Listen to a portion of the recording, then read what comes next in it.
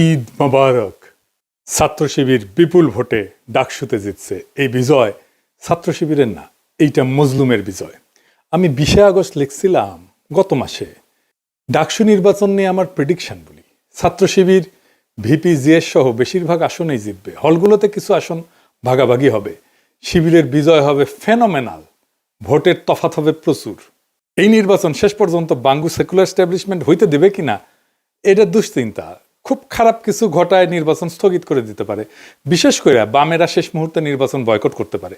একটা ইসলামপন্থী দল ফেয়ার নির্বাচনে জিতে আসবে, এর চাইতে বড় দুঃস্বপ্ন বাঙ্গু প্রগতিশীল বা ভারত বা পশ্চিমাদের নাই।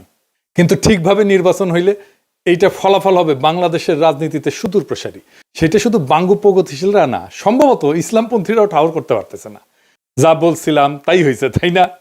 এই ফলাফল বাংলাদেশের সেকুলার এস্টাবলিশমেন্টের জন্য এক ভয়ানক দুঃসংবাদ। পুরা সেকুলার এস্টাবলিশমেন্ট কিন্তু দাঁড়াইছিল শিবিরের বিরুদ্ধে। শেষ রক্ষা হয় নাই,